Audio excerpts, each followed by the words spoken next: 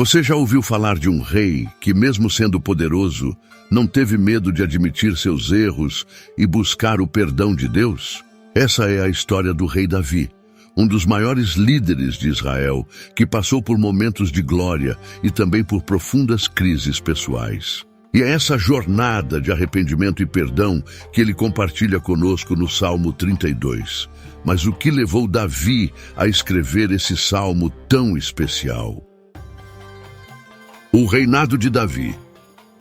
Davi foi um dos maiores reis de Israel. Ele uniu as tribos, estabeleceu Jerusalém como a capital e trouxe a Arca da Aliança para lá, transformando a cidade em um centro espiritual. Seu reinado foi marcado por grandes conquistas. Ele derrotou inimigos e expandiu o território de Israel como ninguém antes dele. O povo o amava e Deus estava com ele. O pecado de Davi. Mas como qualquer ser humano, Davi também cometeu erros. Um dos mais graves foi quando ele se envolveu com Batseba, a esposa de Urias, um de seus soldados mais leais. Para esconder o que havia feito, Davi acabou enviando Urias para a linha de frente da batalha, onde ele morreu. Foi um momento de grande pecado na vida do rei. O confronto com o profeta Natã. Depois desse episódio, Deus enviou o profeta Natã para confrontar Davi. Natã contou uma parábola sobre um homem rico que roubou a única ovelha de um pobre. E Davi, indignado, disse que esse homem merecia ser punido. Foi aí que Natã revelou: "Esse homem é você, Davi." Naquele momento, o rei percebeu a gravidade de seus atos e caiu em si.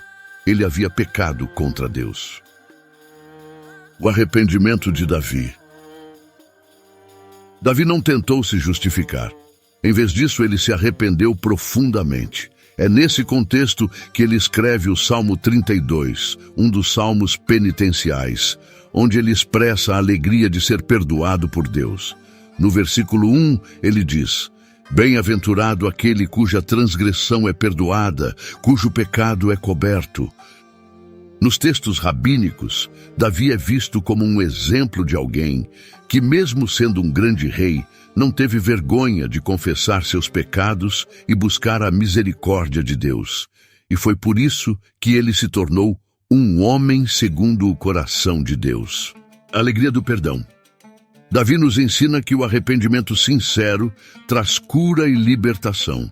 No Salmo 32, ele celebra a alegria de ser perdoado, mostrando que Deus está sempre disposto a nos receber de volta, se tivermos o coração arrependido. Os rabinos explicam que a verdadeiro arrependimento, ou techuvá, pode nos elevar espiritualmente a um nível ainda mais alto do que antes do pecado. Esse é o poder do perdão. Ele não apenas nos limpa, mas nos transforma.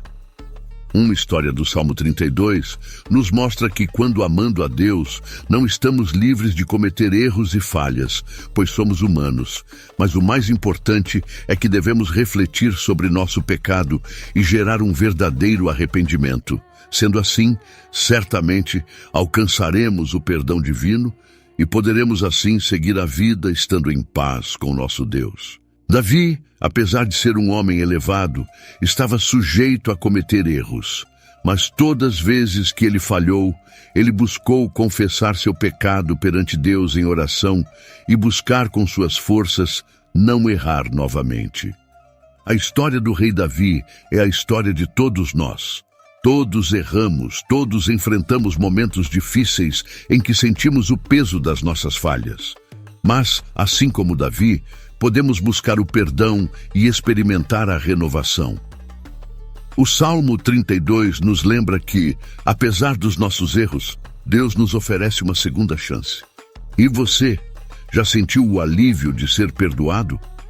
O Salmo 32 continua nos convidando a nos aproximar de Deus, com humildade e confiança em seu amor. Seja como Davi. Reconheça suas falhas, mas nunca perca a esperança no perdão de Deus. Porque, como ele mesmo disse, bem-aventurado aquela transgressão é perdoada. Essa é a verdadeira paz. Gostou da história deste salmo? Sim, Deixe seu like, se inscreva no canal e escreva nos comentários qual próximo salmo vocês querem que eu traga aqui no canal. Fique agora com o Salmo 32.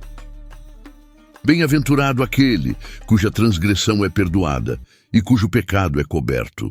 Bem-aventurado o homem a quem o Senhor não imputa maldade e em cujo espírito não há engano. Quando eu guardei o silêncio, envelheceram os meus ossos pelo meu bramido em todo o dia. Porque de dia e de noite a tua mão pesava sobre mim. O meu humor se tornou a sequidão de estio. Confessei-te o meu pecado e a minha maldade não encobri. Dizia eu, confessarei ao Senhor as minhas transgressões, e tu perdoaste a maldade do meu pecado. Por isso todo aquele que é santo orará a ti, a tempo de te poder achar. Até no transbordar de muitas águas, a ele não chegarão. Tu és o meu esconderijo. Tu me preserva da angústia, tu me cinges de alegres cantos de livramento. Instruir-te-ei e ensinar-te-ei o caminho que deves seguir. Guiar-te-ei com os meus olhos. Não seja como o cavalo, nem como a mula, que não tenha entendimento, cuja boca precisa de cabresto e freio, para que não se cheguem a você. O ímpio tem muitas dores, mas aquela que confia no Senhor, a misericórdia o cercar. Alegrai-vos no Senhor e regozijai-vos, vós os justos, e cantai alegremente todos vós que sois reto de coração.